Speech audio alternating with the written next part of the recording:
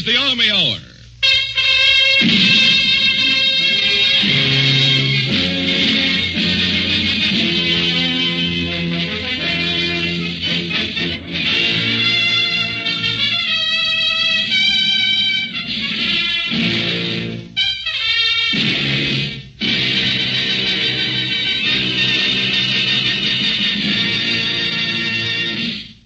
The official radio report of the War Department for the week of 26 March 1944. Here is the Army to bring you the sound of war from the four corners of the globe. Here speaks the Army.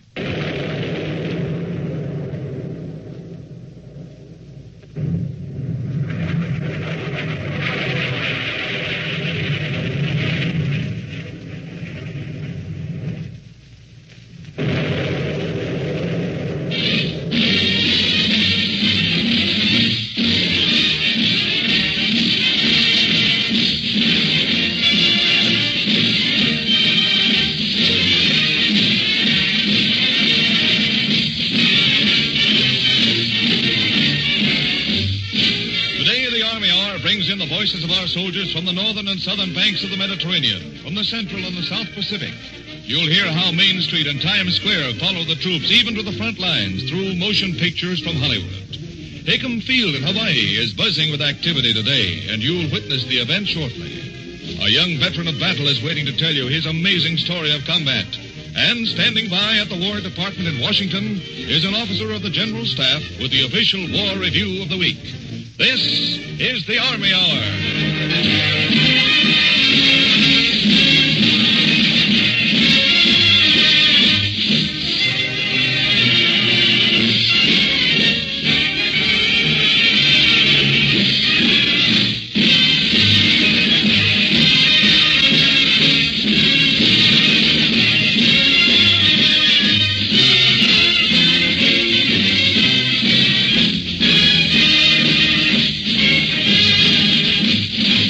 Today and every day, over 800,000 American soldiers around the world will see a Hollywood movie.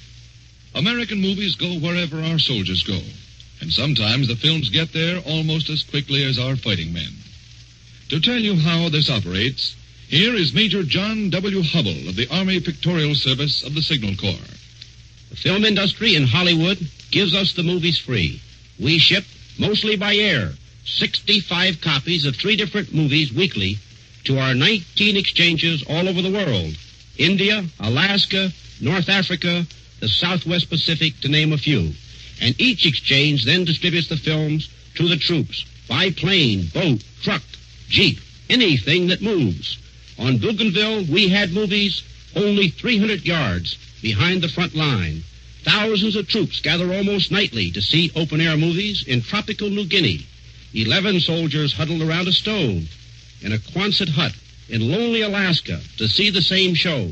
Movies are shown in the jungles, bomb craters, grass huts, tents, hospitals, mess halls, barracks, airplane hangars, and under starlit skies or in torrential downpours.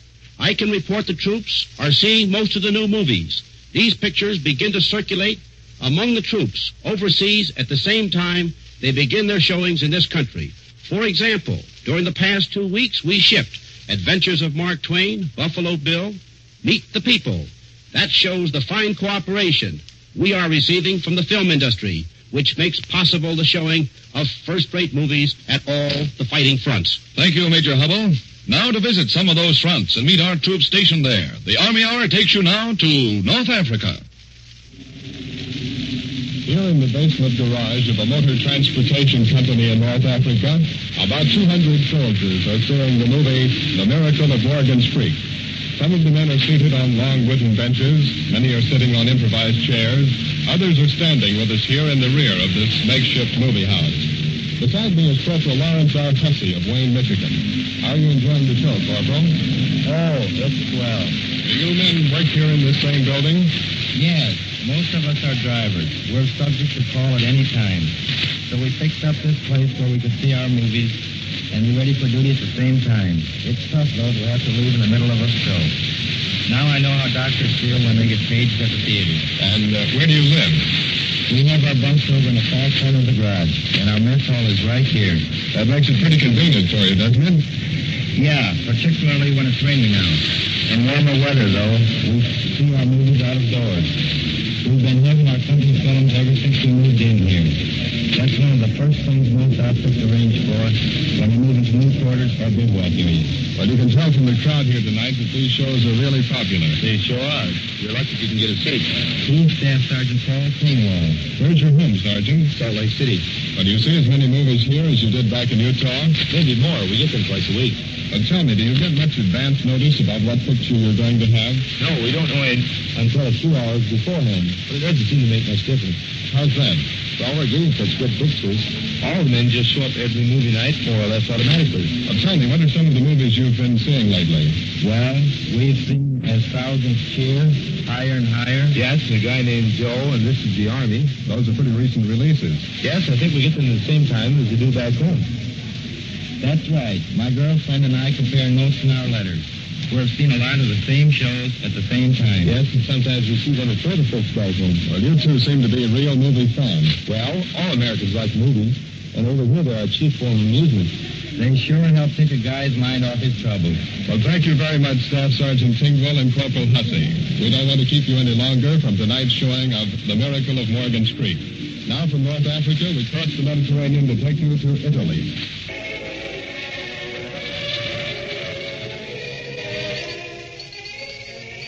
Here in Italy, it's Sunday night. We're speaking now from an Army Special Service Theater. It's a full house, 500 soldiers, American, British, Canadian, South French, are singing the Song of Bernadette. With us is the manager of the theater, Lieutenant Richard Jones of Albany, New York. Dick, do you always have this large an audience? We certainly do. The soldier here is just like his folks back home. The movies are his chief entertainment. And the closer you come to the combat zone, the more likely you are to find the movies the only source of entertainment. But does the front-line soldier really see the movies? You bet he does, before any other troops. Mobile truck units tour the areas up to within a mile or two behind the actual front, within artillery fire. When necessary, the show goes on outdoors with the screen hung from the body of a truck. But usually the pictures are shown in an abandoned farmhouse, an old barn, or anything that's handy.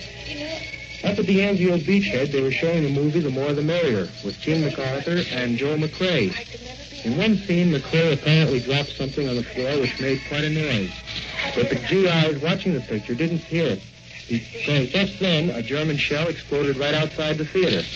Gene Arthur whirled to McCrae and asked, what was that? Well, if the Jerry shell had gotten a direct hit, it couldn't have brought down the house more completely. Well, what about the troops in the rear areas? After the combat troops have seen the films, they go a little further back to the hospitals and rest camps, and finally to the units in the rear, where the men usually dig up a regular movie house. How do the boys go for the pictures, Dick? That depends on the picture. What they want is entertainment. That's why they like comedies and musicals. And you can tell by the whistles that pinup girls are popular. They bring back memories of the girls back home. So what don't the soldiers like?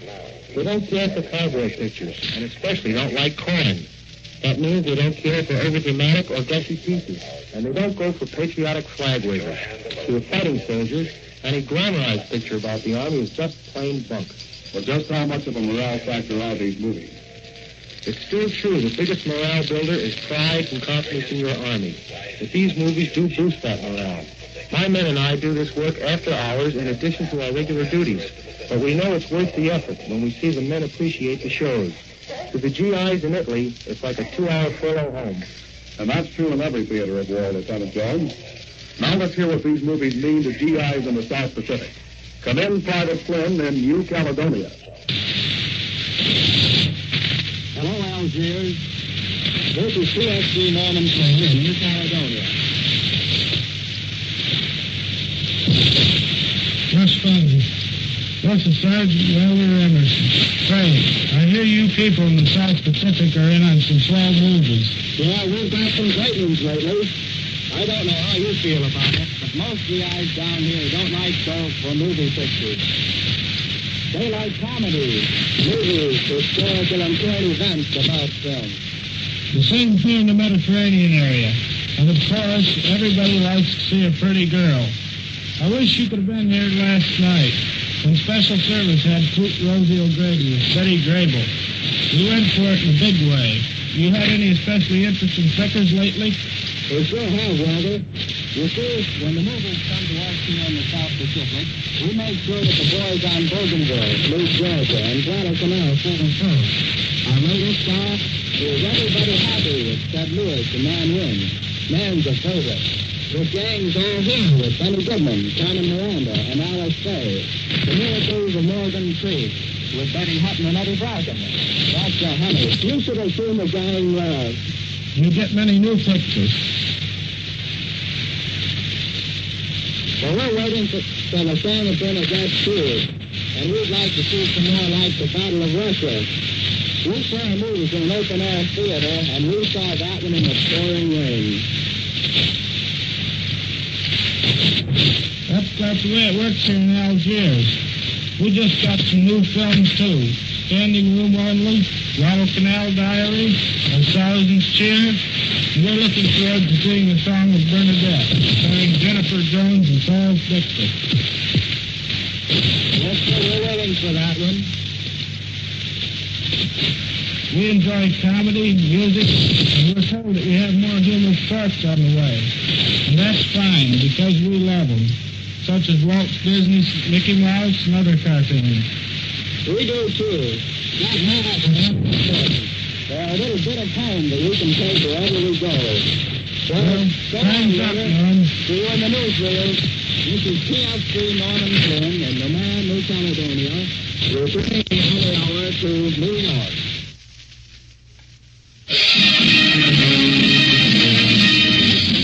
Sun never sets on the AEF. From Broadway to old Algiers, you can place all your bets on the AEF, on 3 million musketeers. The sun never sets on the AEF. They cover the hemisphere, and the flags unfurl over all the world, for the sun never sets on the AEF.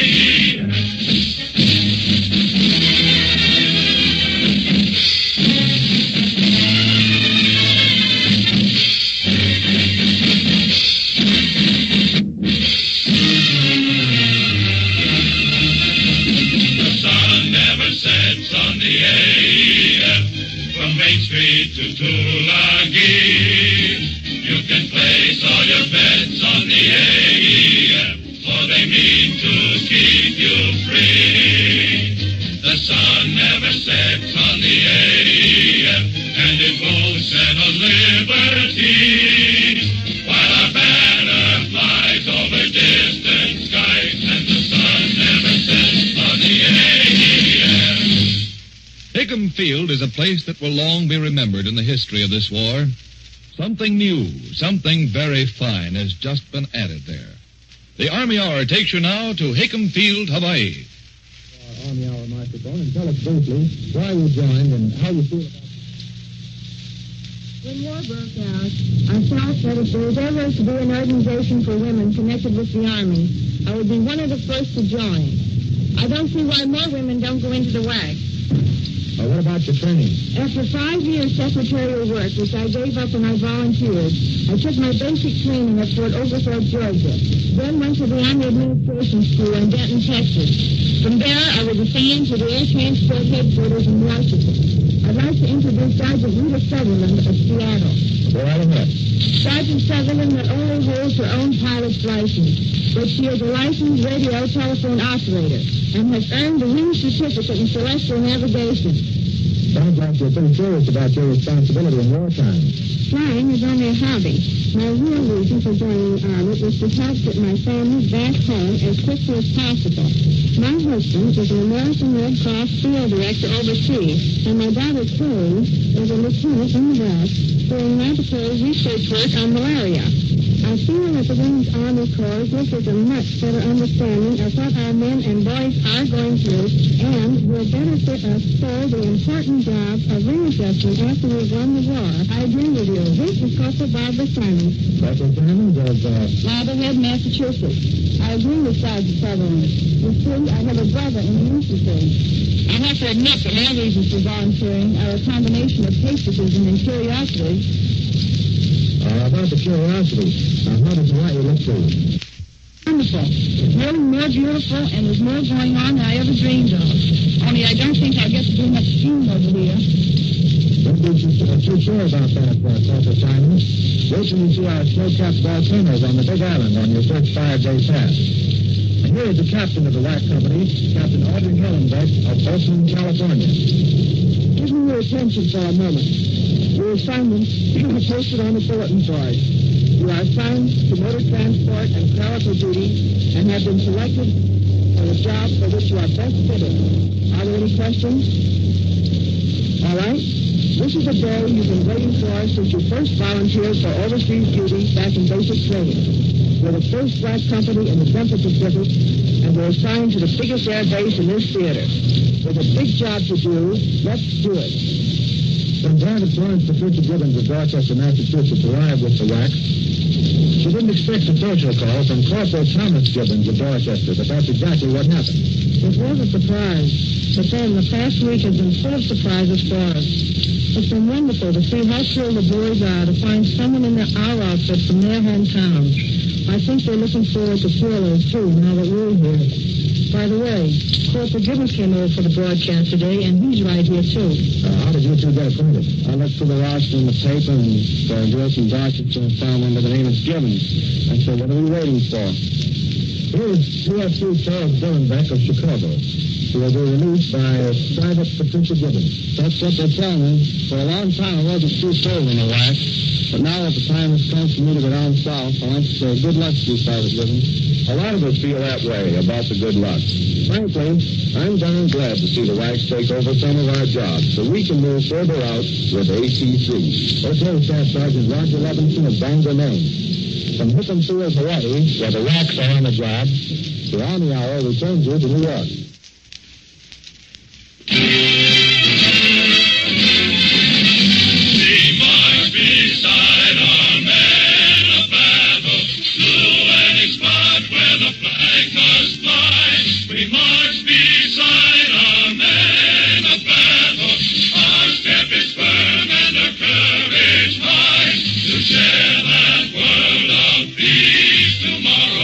Share the fortune of war as we march beside our men of battle, the Women's Army Corps. Today, as interest centers on infantrymen fighting their way through Cassino and Anzio, Burma and Bougainville, some may forget their gallant work in earlier engagements. Hill 609, Puna, Messina, Faid Pass, which made today's battles possible. To meet a fighting infantryman who will never forget one of those battles, the Army Hour takes you now to Walter Reed General Hospital in Washington. Here in Washington is a veteran of the Battle of Faid Pass, Lieutenant Marshal R. Davenport of Louisville, Kentucky. I'm getting pretty helped up about getting back to Louisville, too. It's been a long time. As soon as my artificial leg is finished here at Walter Reed, and the plastic surgeons get through with me, I hope to get back there. Well, you seem to be getting around pretty well on the leg you're using now. Only fair. A British medical man in prison camp made it for me. But I broke it. You broke it? That's right. I was dancing on the grip zone coming over. I think we'd better get back to the beginning. When did you first see combat? In Tunisia, the Battle of Faid Pass. I was with the 1st Armored Division. We knew that Rommel was going to attack the Faid Pass, and we were out before dawn waiting for him. The Desert Fox was desperate. As it turned out, this was his last big push in Africa. Just at daylight, my company of tanks met a large force of Mark 6s. These are the tanks mounting the famous 88s, and they pack a mighty wallop. We tried an advance, but we were badly outnumbered in our particular sector, so we started to withdraw. The terrain was flat, a long valley. Just as my tank was coming about, an 88 pierced our armor.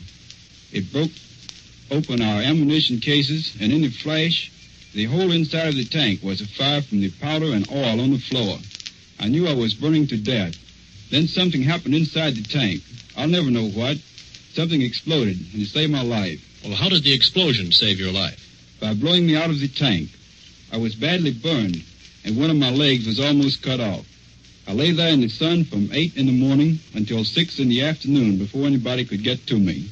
Shells were exploding all around me. I thought every minute the next one would hit me. Between lapses of unconsciousness, I was cheering for our infantry. They put up a great fight, but finally they were forced back. Then the Germans picked me up. The sun was blazing hot, but I lost so much blood I was freezing. They covered me with blankets, loaded me in one of our own half-tracks they'd captured, and took me to a field station back of their lines. There, the German doctors finished cutting off my leg. I stayed in Africa 13 days. Then they put me in a hospital ship and took me to Italy. How long did you stay there? Only until Italy surrendered. Then they moved us to Breslau, Germany. Captured British medical men ran the hospital there, and the Germans practiced their hands-off policy. The British were wonderful surgeons, and I got swell treatment. The artificial leg they made for me worked fine until I broke it. The Red Cross parcels, though, really saved our lives. Did you have any trouble making the Germans understand you? Not a bit. Every German officer I met spoke perfect English. It's part of his training for war. Jerry's a tough enemy. He's well-trained, he's determined, and his equipment is excellent. That makes the job of the infantry that much tougher. But we never doubt our doughboys. They're fighting for every inch they gain in the mud, rain, and snow. It's a dirty job, and it's far from finished. A lot of good men are never going to be able to see it all the way through. Some are coming back the way I did, to hospitals over here. Some aren't coming back at all. But if I know the doughboy, hell or high water, he'll come through.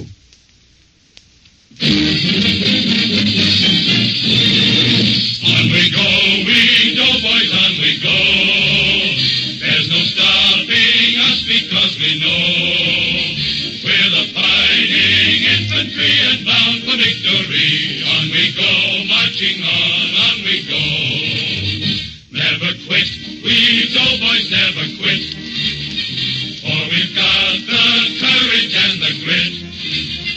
And the foe will quickly feel our powder and our steel. On we go, marching on we go.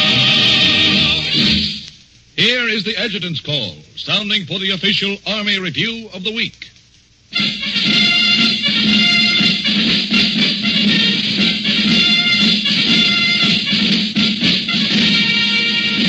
For the official review of the week, the Army Hour takes you to Washington to hear Lieutenant Colonel Albert L. Warner, Chief of the War Intelligence Division, Bureau of Public Relations, War Department. The Japanese drive across the Chindwin River developed this week into a threat to the town of Imphal on the plains of northeastern India. The units involved are comparatively small, but it is obvious that if the enemy objective were achieved, it would damage directly or indirectly Allied supply lines. British troops have reacted to the threat and have the advantage of air superiority. The decision lies ahead. In a land of hills and jungles such as those of Burma, it is not always apparent at once who is cutting whose supply line. In north-central Burma, in an area far behind the Japanese units headed toward Imphal, the enemy is having his own communication difficulties, although the operations affected are not directly related to the activities on the Indian border. American infantrymen have showed again their jungle skill. They have flanked and pinned Japanese troops between themselves and Chinese forces advancing from the north. In the Southwest Pacific, the campaign of encirclement nears completion. Emerald Island, north of Kavieng, was occupied without much difficulty. It is less than 600 miles south of the Jap base at Truk. Our bases now completely ring the Bismarck Sea. Our sea and air control goes unchallenged in this whole area, though there are many thousands of Jap troops isolated in various bases. In the period from January 1st to date, in the Southwest Pacific, about 3 months, over 1,100 Jap planes have been destroyed. We have sunk or damaged 954 barges, and most of them have been sunk. We have destroyed 169 Jap ships and damaged 148. The aerial campaign this week against Germany made war industry in Berlin again a target. German night fighters, which staged a big running battle with the British, gave notice that the Nazi fighter force is not yet to be counted out. But the opposition to our American daylight attacks was not what it was once, whether that be due to the weather or a beginning of weakness in the enemy fighter force or a new policy of caution. The latest American attack on the Schweinfurt ball bearing works is an illustration of the necessity of repeated assault. No one attack totally destroys an industrial target, and in time a plant will be rebuilt. But constant bombing of a nation's industry and transportation will make the process of rebuilding at any one point slower and slower. As for the German fighter force, if it will come up to meet the challenge of the invaders, so much the better. But we shall not complain if it chooses to sit on the ground in the name of conservation and watches German industry crumpling under the aerial attack. The remarkable offensive of the Soviet armies has driven wedges into every sector of the German lines on the southern front in East Europe, and the wedges have broadened into frontal advances. These observations appear to be justified. The Nazi invaders throughout this whole region are back where they started in 1941. They may soon be relying upon the Carpathian Mountains for defense. They have had to commit additional troops in the rest of regions of the unhappy Balkans. They are faced with the possibility of a crisis in that area. But their forces in the east are still powerful and their organization intact. As to Italy, it should be frankly stated that the Germans have been able thus far to check the Allied drive in the Cassino area. Their guns in the hills, their stubborn position in the ruins of the town, their labyrinth of tunnels have held up the Allied force. In that Cassino area, along with the Germans, we have suffered casualties. The Nazis have been determined fighters. They have stood up against a superiority of Allied power. All those things are to be remembered, not with pessimism, but with soberness, as operations on a large scale develop against Germany. Also to be remembered is the fact that our own infantrymen, living in snow and mud, constantly under fire, enduring day after day the strain of combat, have met the test. From the War Department, the Army Hour returns to New York.